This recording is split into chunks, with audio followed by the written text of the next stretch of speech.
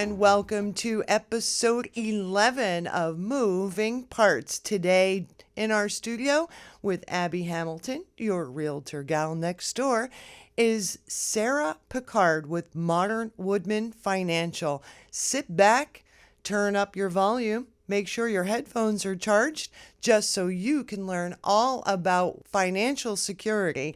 It's not just your financial future, but it's the future of your peace of mind for retirement. Happy Tuesday, everybody. I'm Abby Hamilton, the realtor gal next door with Peacock Premier Properties, and I'm happily partnered with Burnt Stort Title of Southwest Florida. We are very excited for today's guest. We have Sara Picard from Modern Woodmen, and she is a financial representative, and she's got lots of great tips and so much information that will be useful to you or maybe someone you know. So I'm very excited about today. Thank you for taking the time to come on and speak with us. Thank you, Abby. So we'll just dive right in. Right now, I think all generations, especially where we live, and I mean, being in the field where I'm constantly working on my investments and personal savings too, but then we have a very widespread dynamic of individuals who are either planning for their future or, trying to take precautions on how to be better to, maximize what they have earned over these past years. So I think really, what are some things that you have found to be most beneficial for those looking into prioritizing their financial needs moving forward? So maybe some tips that you have, maybe just kind of like the big ideas that you're seeing right now in your industry. I think the main thing that people lack on, which is almost the easiest concept too, especially for people that are 1099 real estate agents that make commission, or people that are W-2 and make an hourly wage, is the simple concept, and we've all heard it before, of paying yourself first. Okay. And it's when your bills are due, everybody jumps right into, oh, I got to pay my mortgage, I got to pay my electric, down the line, right? Mm-hmm. But they don't think about paying themselves. And the key is when you're going down that line, that very first thing should be your name or yourself. And 10%, 15%, 20% of that should be going right to a savings account, a retirement account, something, because you want to invest in yourself. And so many people just lack that common concept of, well, let me pay all my bills first and see what's left. Then maybe if I have enough after I buy these really cute shoes, then I'll put some away for myself. And it quickly disappears before that even happens. So yes, making it that top priority, it's out of sight, out of mind kind of thing. Exactly. Okay. So that is good advice. What else have you been seeing or suggestions that you might have? I think a lot of people have one bank account or they have a checking and a savings account. And when you're seeing those in the same bank account, it's really hard to diversify the money that you did pay yourself. So having separate bank accounts of, this is my emergency fund, the God forbid money that I never want to touch. And maybe not as there. Easy to get to too sometimes. Like we have one account where it actually would take 2 to 3 days or more to actually get the funds, but it makes it easy so you can't just quickly say, I want this, and go grab it. Right. Yeah, if you have your checking and savings, and we're all guilty of it, right, in the same account, how quickly and easy is it to say, oh, let me just move that money, and it takes 2 seconds. Exactly. For the impulse. Yes. So having a big ticket fund, right? I want to put a down payment on a house or a car or something like that. Having a big ticket fund. Having your fund money, too. People don't have a fund money account. I want to go to Nashville with some girlfriends. But do I have that money in my fund money account to be able to do so versus saying, well, this is in my checking account. I think I can squeeze by my bills and go to Nashville. But if it's set aside, then You're seeing where that money's going, and then it's kind of like, oh, I already have it allotted, so you don't have to feel like you're pulling from one big fund. Exactly. You kind of already know what is allotted for that amount, which makes it easier. And then I have found from doing something very similar, it's kind of, I don't know, I get excited. I'm like, oh, I've accumulated this much money that I've just set aside for something I enjoy, and it's great. I don't have to be hesitant when someone asks me if I want to go join in on something fun. I'm like, oh, perfect. Exactly. It was set aside. So I agree with that as practicing that myself. Yes. So Awesome. How did you get into this field? Has it been something you've always been passionate about, or, did one thing lead to another and this is where you kind of planted your roots, I will say? It was kind of a one thing led to another situation. Okay. Not something I ever even thought about getting into. And I don't think until I got into it that I realized how passionate I was about it. Okay. I opened up my first retirement account when I was 17 years old. And I got my first life insurance plan when I was 17 years old, when I started working. And it just made sense. Mm-hmm. And I was always the one that people were like, I don't know how to budget. I can't budget. And I'm like, ooh, we're out for dinner. And I'm like, I can help you with that. Mm-hmm. And it's something I always got really excited about. I was always really good at it. I checked Credit Karma. This is where I'm kind of crazy. I checked Credit Karma probably 5 times a day, so because it doesn't change. Yeah. Yours is to check like your financial state, which it pays off. Yeah, I was neurotic about learning exactly how I can get it just to go up 1 point, and I just kind of self-taught a lot. I got into I started doing health and life insurance with another company. It's kind of where I started on that, and it just wasn't completely fulfilling. I was kind of like, I can offer you this, however, you can get it better over there. Yeah, okay. I was able to sleep at night, right? Yeah.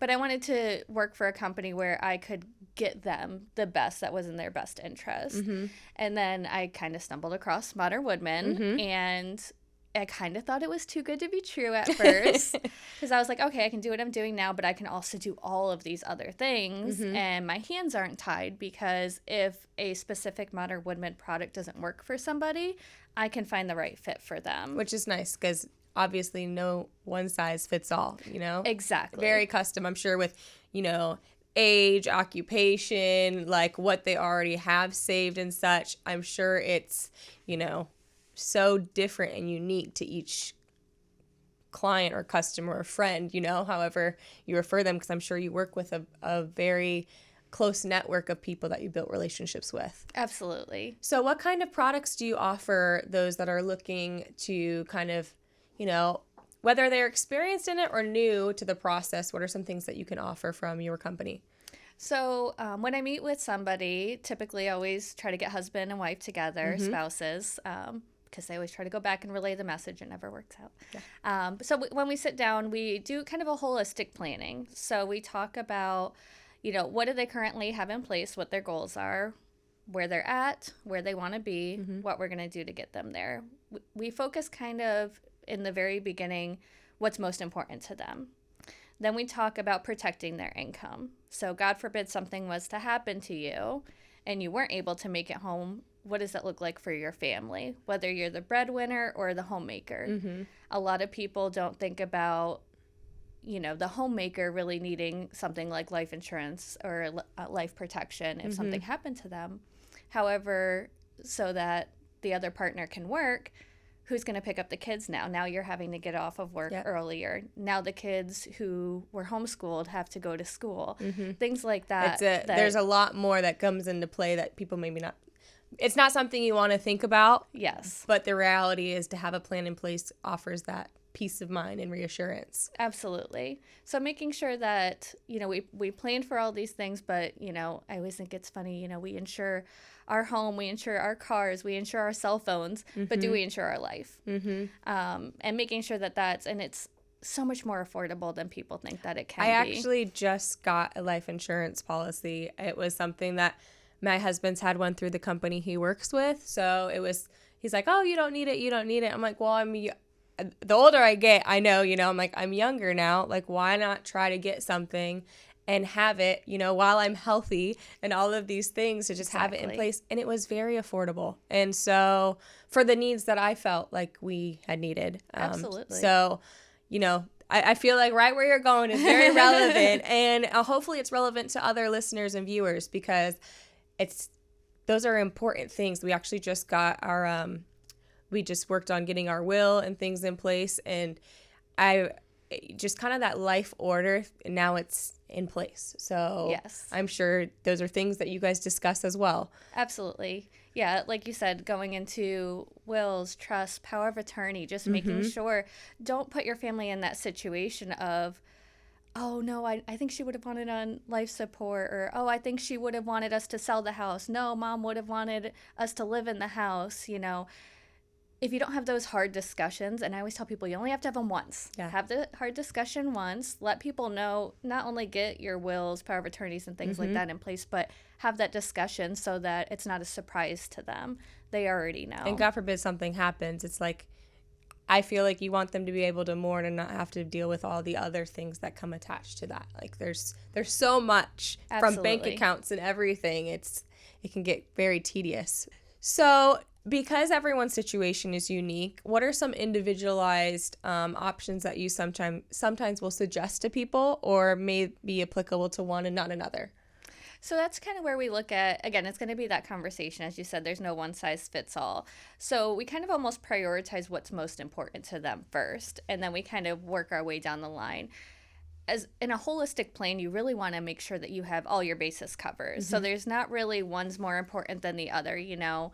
Having life insurance, God forbid something were to happen to you, even if you don't have a family, you know, somebody's still going to have to pay for that funeral, right? So who's that going to be? So having a smaller plan versus somebody that has 6 kids is going to want something larger. So kind of gearing it towards that. We offer things like disability insurance. So a lot of people think disability insurance, oh, I'm a roofer, I definitely need disability insurance, versus someone like yourself, oh, I'm a realtor, I don't really need disability insurance. However, they actually say approximately 90% of all disability claims are due to illness and not injury. Interesting. So people don't actually think about, oh, No one- I don't have yeah. a hardcore job, I don't need that. But realistically, you know, God forbid something were to happen, you had a heart attack, anything like that, disability insurance still kicks in. Interesting. We also do things like long-term care insurance. So this hits very easy with people who have experienced it for themselves. So their family, their parents have had to go into some sort of long care facility. It's costly. Yeah, absolutely. It's not cheap. And just kind of bringing that realization of, if you can't pay for the monthly premiums for the long-term care policy, how are you going to pay for the facility if it comes to that, right? So again, it's just kind of having that full scope of protection for themselves. And giving a big picture perspective, I think, because it's so easy to get in the moment. Or like you said, you know, unless you've dealt with it personally, Right. that may not come into mind. But unfortunately, you don't want to have to be dealing with it personally to never have thought about it to begin with. Like it's better to plan and be prepared, and you know, then if Exactly. something happens, you already have your ducks in a row. Absolutely. And that's where we take baby steps. You know, it's not, you need to get all of this in place right now. It's, Sarah, I live paycheck to paycheck right now. Okay, well, what we're going to start on is we're going to work on your budget. We're going to work on budgeting, savings. Maybe we need to, when mortgage rates were lower, look at refinancing your house. You know, when's the last time you got a requote on your car insurance? Where can we take money from rather than making you spend more? Where can we save you money to start investing money? And then we can kind of allocate that, whether it's towards some sort of retirement account, whether that's a Roth IRA or traditional IRA, things like that. We kind of gear it towards what's going to benefit you the most. Very neat. So it's very customizable. So obviously with, you know, kind of prices have gone up in things and inflation and such, have you noticed it not as maybe many people taking advantage of something maybe that could be so fundamental or important in their life now? That's something that we could work towards. I know sometimes people like cut costs in certain areas, but this could be a big value in helping them, you know, work through harder times. Yeah, and that's where kind of going back to that, having that emergency fund, you know, 3 to 6 months of your primary bills should be in an emergency fund. And people get scared when I say that because they're like, Sarah, I have $100 in my savings account. Where do I start? And it's that paying yourself first. Just let's start baby steps. And it's not, you know, let's say your commission check was $1,000, right? For easy numbers. So $100 of that should be going towards some sort of savings account. Put $50 of that in your Start smaller until you can kind of get to that. Yep. Put $25 in your fund money and then $25 in your retirement account, because it's, especially with retirement accounts, it's not necessarily how much you're putting in, it's more so for how long that you've been putting in, right? It's all about that compounding interest and making sure that you have enough when you retire. You know, we're living longer. I don't want to work forever. Nobody really wants to work forever. And if they do want to, you want to have that option. Yeah. Work because you want to, not because you have to. Exactly. Or what if you can't, right? It's all those what if situations that we kind of do that holistic planning. So what would be your suggestions for those that are listening and watching? You know, life happens and things might not happen as early as they had hoped for, and maybe it gets overwhelming. Maybe they're starting at a later age, or maybe now the opportunity has come up where they can actually focus more on their financial, outlook at a later time in life. What are some suggestions you have, or what are some options you present to those that are looking into this? Yeah, absolutely. And that's something actually that I hear a lot is almost, it's too late for me. I'm in my 50s or my 60s, or what's the point now, right? And I was kind of mentioning before, longevity has a lot to do with it and putting away for a long time.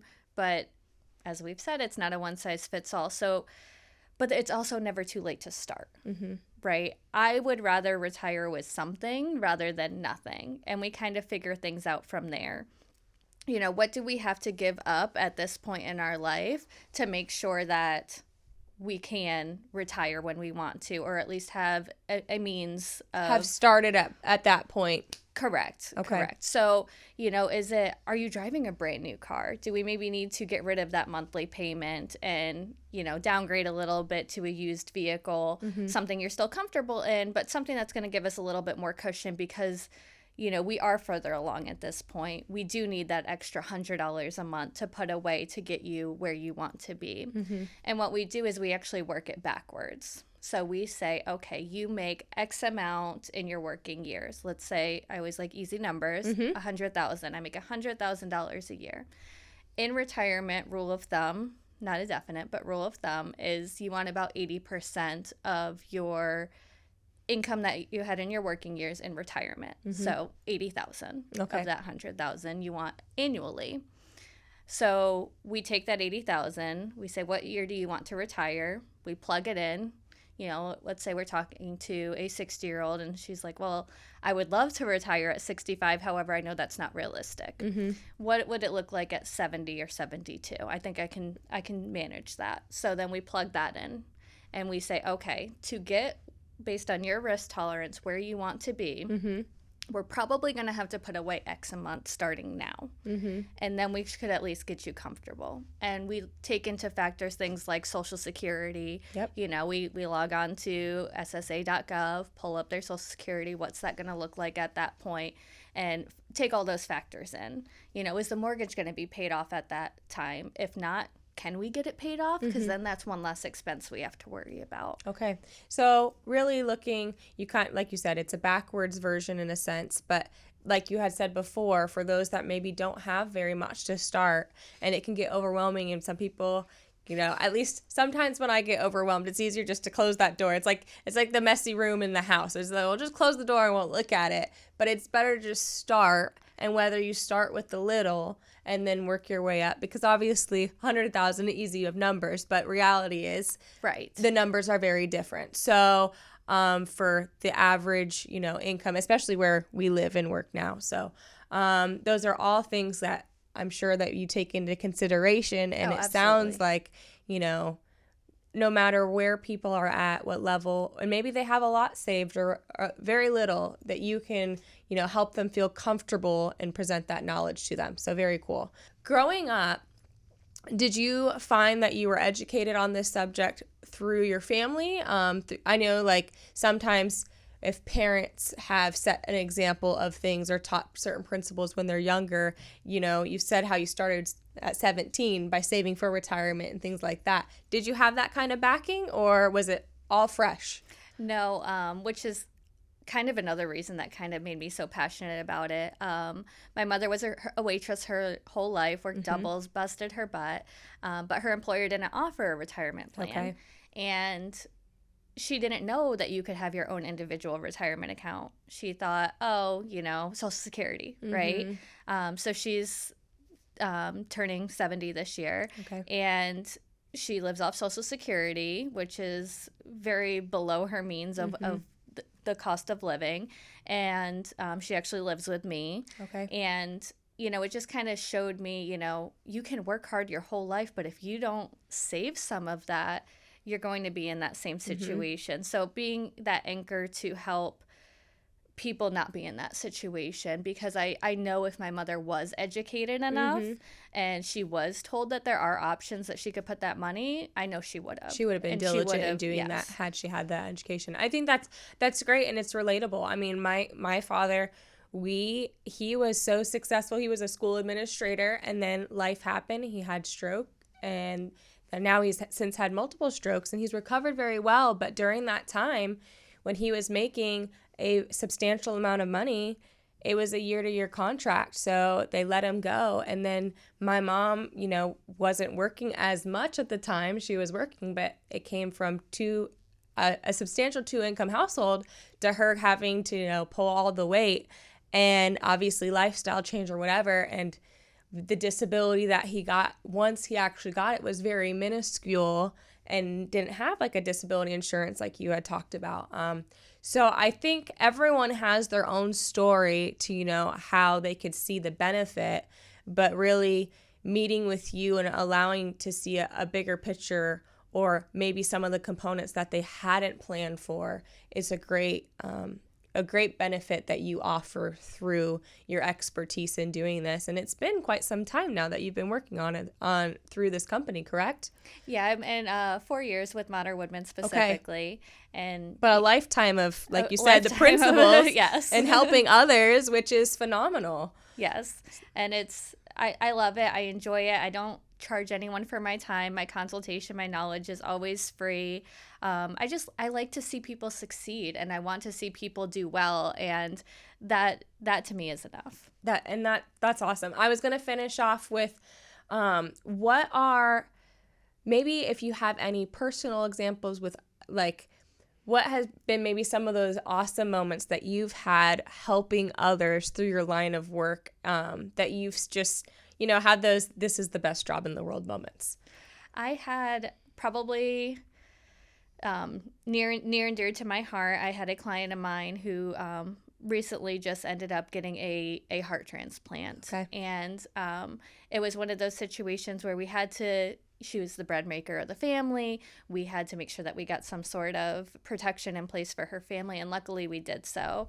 And luckily she made it through that situation and everything, but I was able to, her husband wanted to sit down with me and talk and say, remind me of everything that we got in place. I need help through this. And she didn't want to talk to him about it because she even told me, she's like, I'm playing in denial. I don't want to know this is going on. I have kids, I have grandkids.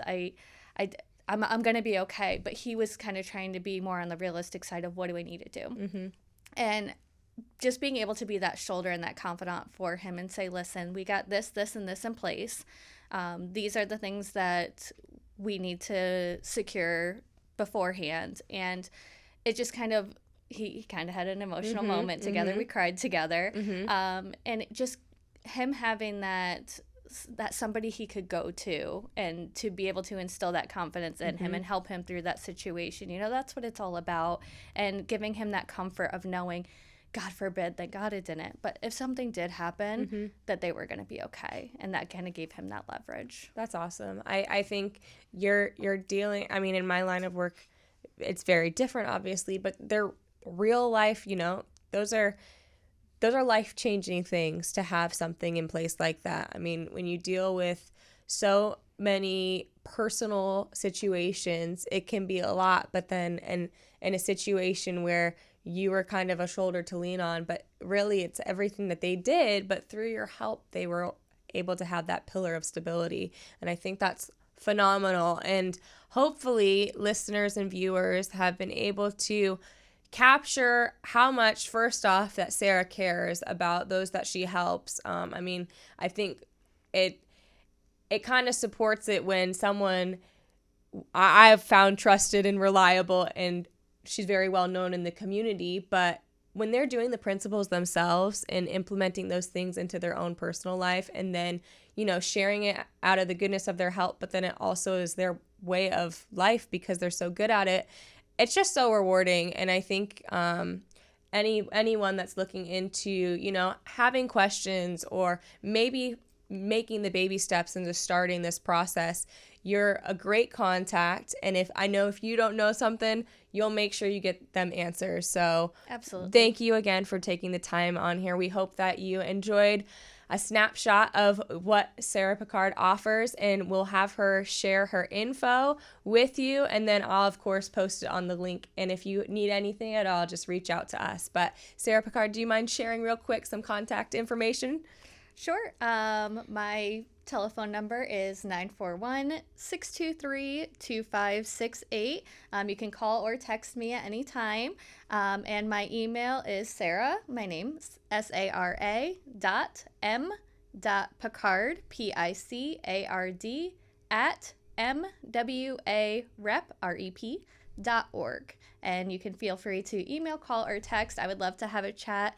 Again, all my consultations, all of my knowledge is always free. It's never a burden. So thank you so much for having me on today, Abby. Thank you for being here. Awesome. I hope you learned something. It was great. Thanks.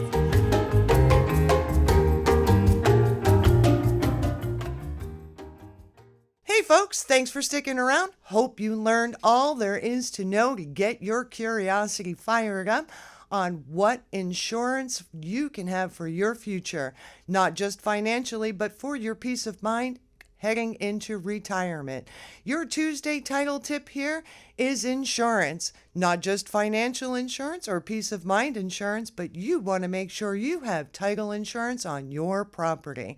Once again, this is Toby Beth Johnson with Bernstore Title of Southwest Florida. Thanks for tuning in. We'll see you next time.